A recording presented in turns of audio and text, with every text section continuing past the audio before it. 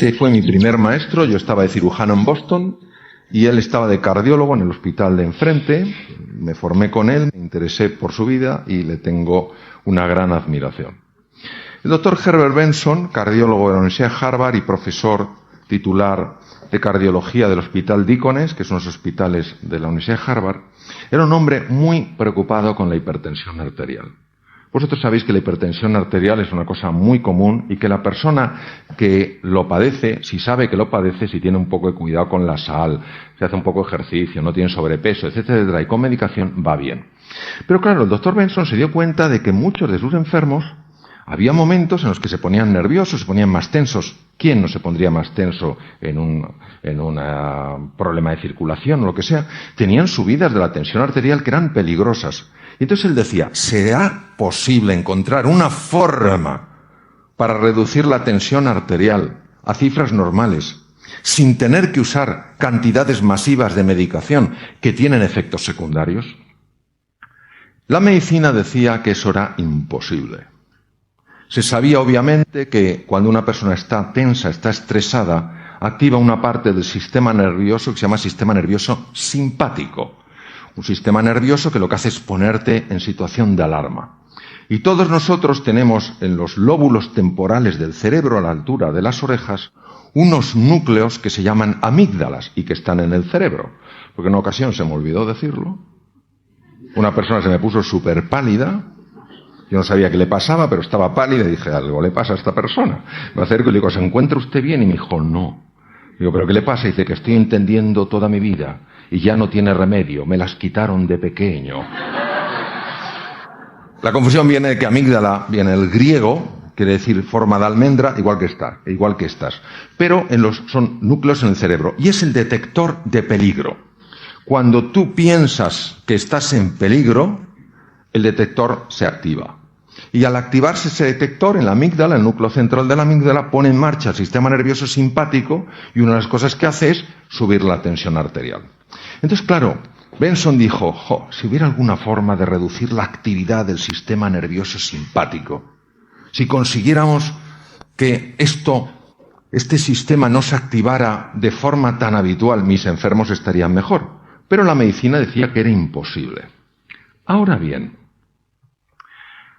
había un suizo, Walter Rudolf Hess, que era un oftalmólogo y que se convirtió en investigador, que ganó en 1949 el premio Nobel de Medicina y que había descubierto en el cerebro una estructura que se llama el diencéfalo, y en el diencéfalo había encontrado un núcleo, que en realidad corresponde al hipotálamo anterior, y que era un núcleo capaz de activar la respuesta contraria, es decir, producir un estado de calma, contrarrestar la activación del sistema nervioso simpático.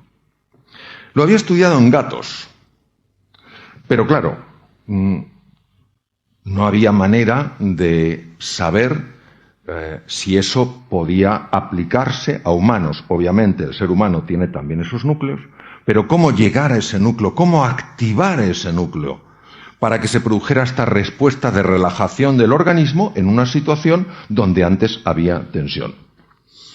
Y este hombre, obsesionado, como os digo, por mejorar la función cardíaca, por intentar que este corazón que todos tenemos latiera con más sosiego, con más paz, con más tranquilidad, no paraba de buscar algún tipo de forma para activar ese núcleo. Pero claro, la medicina decía que ese núcleo está tan profundo en el cerebro que no se puede activar.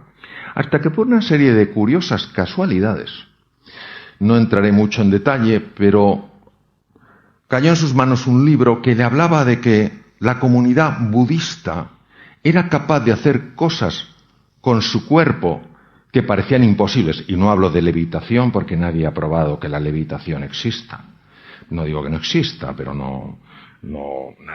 nadie lo ha probado. Pero sí que eran capaces de activar cosas en el cuerpo que solo eran posible, que solo se podían activar si sabían la vía a ese núcleo, al núcleo trofotrópico del hipotálamo. Entonces él viajó al norte de la India. La comunidad tibetana en el 59 tuvo que salir del Tíbet por la invasión china, y estaban en Dharamsala a 7.000 pies de altura, y empezó a hacer registros de los monjes en meditación. Y dijo, han encontrado el camino. Saben cómo activar este núcleo. Pero ¿qué es lo que hacen? Si la sensación es que solo cierran los ojos. No da la sensación de que hagan más. Yo he visto las filmaciones, las he visto en Boston, y son increíbles. Entonces dijo, esto lo tengo que investigar con más profundidad. Y creó el Instituto Mente-Cuerpo en la Universidad de Harvard. Y lo que él vio es que efectivamente ciertas prácticas muy antiguas, que están basadas en las enseñanzas de Buda, activan ciertos centros del cerebro que a su vez ponen en marcha esta respuesta de relajación, pero no cuando una persona está en la playa, porque cuando uno está en la playa, debajo de un cocotero, lo más que te puede tensar es la preocupación de que te caiga un coco, pero si no estás ahí relajado, ¿dónde te vas a relajar? Lo importante es que esto se podía aplicar en el día a día, cuando antes previamente la persona estaba tensa. Y era muy importante estudiar en profundidad esto, porque un científico de Canadá, no de originalmente Canadá, él era húngaro, pero vivía muchos años en Canadá, dijo que cuando una persona está en equilibrio, pero algo empieza a alterarla, y esta persona se resiste y se resiste lo que puede, pero no consigue vencer el obstáculo, llega un momento en el que llega la fase de agotamiento, fase muy dañina para la salud. Entonces Benson dijo, si yo consigo estudiar a fondo esta respuesta, si veo una forma sencilla de enseñarla a mis enfermos, ten en cuenta que era cardiólogo y es lo que quería, enseñarla a sus enfermos para que estuvieran mejor, puedo conseguir beneficios. Y fue el primero en la historia que empezó a hacer registros médicos para ver lo que pasaba en estos estados meditativos. Y ahora os voy a enseñar unas estructuras, os las voy a describir a los que estáis fuera. El encéfalo humano es muy complejo, es de una complejidad extraordinaria. Tiene aproximadamente unos 100.000 millones de neuronas con 100.000 billones de conexiones. Es una cosa verdaderamente portentosa. Hay una serie de estructuras, la amígdala os la he comentado, no la veis los que estáis fuera, pero está a la altura de las orejas. Pero hay una estructura también muy interesante que es el hipocampo. Todos sabemos que vivimos en una época muy compleja. No es un mundo en cambio, es un cambio de mundo. Todos tenemos que aprender a hacer cosas nuevas, a desarrollar nuevas habilidades, manejarnos mejor con las tecnologías digitales. Y todo esto precisa de nosotros una velocidad para captar información, procesar información y manejarla superior a lo normal. Para eso hace falta una estructura llamada el hipocampo. Se llama así por su forma de caballito de mar. No lo podéis ver, es una pena los que estáis fuera, pero es un encéfalo tridimensional girando, es un encéfalo humano, es una resonancia funcional magnética. Me dan ganas casi de meterme aquí y abrazarlo, ¿verdad? Es como si saliera, ¿verdad? Es precioso, ¿eh? Cosa más bonita. Pues esto que veis en colores, ese es el hipocampo.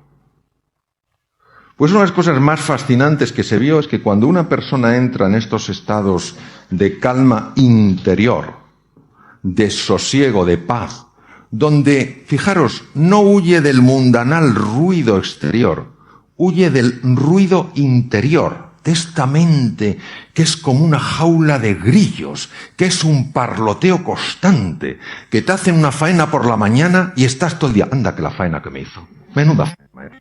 Esto no se queda así, esto no se queda así. Y por la noche, no en el día siguiente, tengo que pensar cómo devolver la faena. Pero es que parece que nos convertimos en vacas rumiando. Bueno, pues, una de las cosas que se observó, sobre todo por la doctora Zara Lazar del Hospital General de Massachusetts, también dentro del grupo de Harvard, unas cosas que se observó es que cuando uno consigue no parar ese parloteo, porque ese parloteo va a seguir, es lo que hace, es lo que fabrica la mente, lo que se llama la mente dualista, pero cuando tú consigues que no te atrape, entonces los hipocampos, los centros de la memoria y el aprendizaje aumentan en volumen.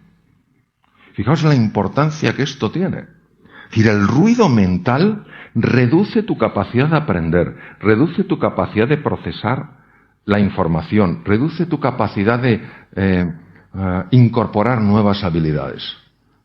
Claro, para poder ver esto, ha hecho falta el desarrollo de tecnologías muy complejas como la que os he mostrado, de resonancia, funciones magnéticas, etc.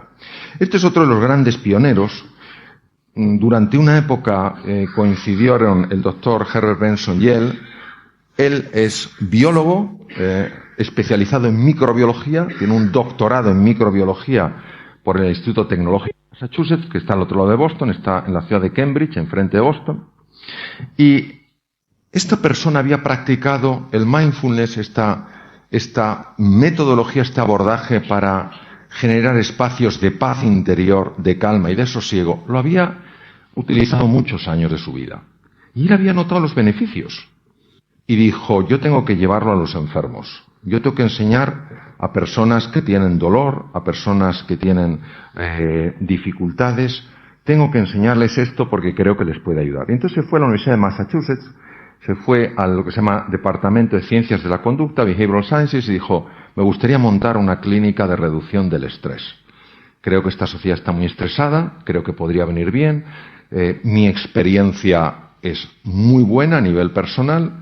El doctor Benson lleva tiempo trabajando en Boston también en esto y ha tenido resultados muy satisfactorios. ¿Por qué no montamos esto?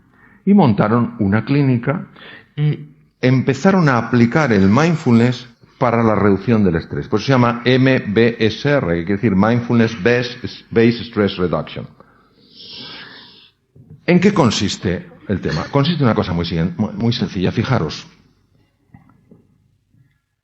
Aquí he utilizado otros colores, pero voy a usar unos colores que se ve tal vez mejor.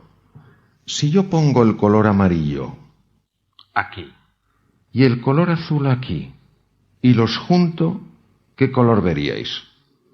Verde. ¿Verdad que en el verde no distinguís el amarillo y el azul? Pero ¿a qué sabéis que está el amarillo y el azul? Pues lo que se llama colapso de onda, esto procede de la física cuántica, el dolor es consustancial con la vida humana. Pierdes un ser querido, ¿cómo no te va a doler? Te roban el coche, ¿cómo no te va a doler? A mí me lo robaron 2 veces y aquello dolió. Pierdes el trabajo, ¿cómo no te va a doler? Cuando hay gente que se acerca y dice, hombre, no es para tanto, que te pase a ti. No es para tanto. Oye, ¿qué te pasa a ti? Pero entonces digamos que eso puede ser el color amarillo, pero se añade una cosa que es el color azul, que es el parloteo mental, y que no nos damos cuenta de que se está añadiendo porque ocurre por debajo de la conciencia. Y de repente has perdido el trabajo y ya no vales nada. Has perdido un ser querido y ya tu vida no tiene sentido. Te han robado el coche y ya la gente es mala. ¿Entendéis lo que os quiero decir? Como ocurre por debajo de la conciencia, uno no lo entiende, no sabe lo que le está pasando.